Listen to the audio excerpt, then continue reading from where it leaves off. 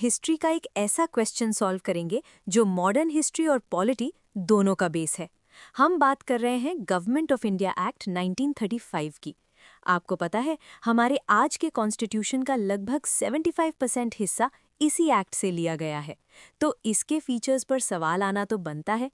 Question 59 देखिए। Again ध्यान दीजिए वर्ड नॉट पर। हमें बताना है कि इनमें से कौन सा फीचर 1935 के एक्ट का हिस्सा नहीं था। ऑप्शंस पढ़ने से पहले मैं आपको एक मैजिक स्वैप कॉन्सेप्ट समझाती हूँ। दो एक्ट्स हैं जो हमेशा कंफ्यूज करते हैं, 1919 और 1935। एक टर्म है डायरकी यानी द्वैत शासन या डबल रूल। 1919 का एक्ट, इसने डायरकी लगाई थी प्रोविंसेस में यानी स्टेट्स में। 1935 का एक्ट, इसने कहा बस स्टेट्स को आज़ाद करो। इसने प्रोविंसेस से डायरकी ख़त्म कर दी और वहाँ प्रोविंशियल ऑटोनॉमी यानी स्वायत्ता दे दी। ट्विस्ट, लेकिन डायरकी पूरी तरह ख़त्म नहीं हुई, उन्होंने उसे उठाकर सेंटर लेवल पर लगा दिया।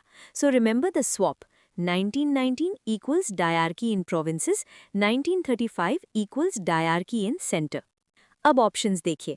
ऑप्शन सी, प्रोविंशियल ऑटोनॉमी, ये तो 1935 एक्ट का सबसे बड़ा फीचर था, सही है। Option D, an all India federation, ये भी प्रपोज्ड था, हालांकि प्रिंसली स्टेट्स ने ज्वाइन नहीं किया पर कभी बन नहीं पाया, पर एक्ट में लिखा था, ये भी सही है। Option B, bicameral legislature, centre में 2 हाउसेस तो पहले से थे, इस एक्ट ने 6 प्रोविंसेस में भी 2 हाउसेस यानी बाई कैमरलिज्म इंट्रोड्यूस कर दिए थे, ये भी सही है। Option A, dyarchy at the centre as well as in the provinces, पकड़ा गया चोर। स्टेटमेंट कह रहा है कि डायरकी सेंटर और प्रोविंसेस दोनों में थी, गलत। 1935 में प्रोविंसेस से डायरकी हटा दी गई थी, वहां सिर्फ ऑटोनॉमी थी। तो हमारा सही आंसर है ऑप्शन ए। की टेक अवे, एग्जाम में अगर डायरकी इन प्रोविंसेस दिखे तो 1919 टिक करना, अगर प्रोविंशियल ऑटोनॉमी दिखे तो 1935 टिक करना।